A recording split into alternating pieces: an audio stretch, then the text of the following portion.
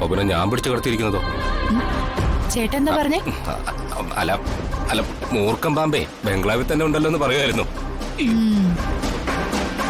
അല്ല, നിന്റെ മൂത്ത മകനും ശത്രുപക്ഷത്ത് തന്നെയാ കരുണാകര. ദേ അപ്പച്ചി, എന്റെ അച്ഛന് എല്ലാ പിന്തുണയും പ്രഖ്യാപിച്ചുകൊണ്ട് ഒപ്പം നിൽക്കുന്നവനാ ഞാൻ. വെറുതെ കുടുംബം കലക്കാൻ നോക്കരുത്. നിർത്തടാ. ഇല്ല, കുറെ നാളായല്ലോ അപ്പച്ചി ഇവിടെ ഒന്ന് അട കിടക്കുന്നു. ഇടയ്ക്കൊന്ന് വീട്ടിൽ പൊയ്ക്കൂടെ? അത്രയും കാലമെങ്കിലും തലവേദന ഒഴിയൂലോ. കേട്ടല്ലോടാ നിന്റെ മോൻ പറഞ്ഞത്, ഞാനൊരു തലവേദനയാണെന്ന്. ഞാനല്ലാതെ ആരുണ്ടടാ നിനക്കൊരു അത്താണിയായിട്ട്? അങ്ങനെയുള്ള എന്നെ ആക്ഷേപിച്ചപ്പോ കേട്ടോണ്ടിരിക്കുന്നു. മതിയായടാ, എനിക്ക് മതിയായി.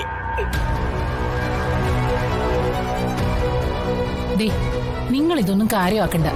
ഭക്ഷണം കഴിച്ചിട്ട് പാർട്ടി ഓഫീസിൽ പോയാ മതി. നാശങ്ങള്.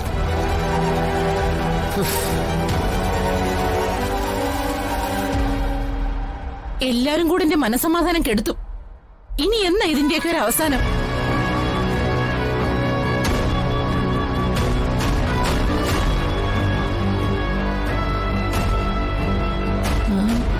എടി, നിനക്ക് ടെൻഷനൊന്നുമില്ലേടി?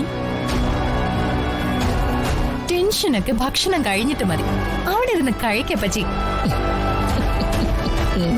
എന്റെ ഭർത്താവ് അപ്പച്ചിയെ കുത്തുവാക്ക് പറഞ്ഞതൊന്നും അപ്പച്ചി കാര്യാക്കണ്ട. അമ്മാവനെ സുഖിപ്പിക്കാനുള്ള വിദ്യയാ അത്. അപ്പച്ചി എന്റെ ചേട്ടന് വേണ്ടി കരുക്കള് നീക്ക്. ചേട്ടന്റെ കൂറ് അപ്പച്ചിയുടെ ഭാഗത്തേക്ക് വരും.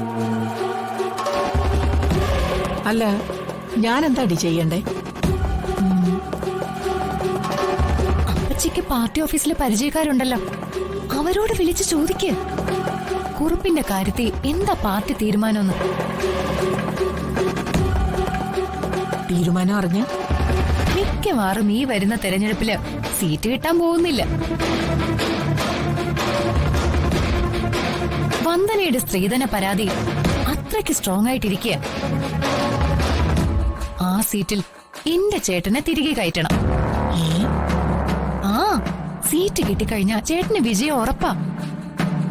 ജിതേന്ദ്രൻ MLA ആയ ശുക്രൻ തെളിയുന്നത് ഭാര്യയായ എനിക്കല്ല, അപ്പച്ചിയായ ആനന്ദവല്ലിക്ക. കൊള്ളാലോടി. അതെ, പിന്നെ അപ്പച്ചി പറയുന്നതാ ഇവിടത്തെ നിയമം.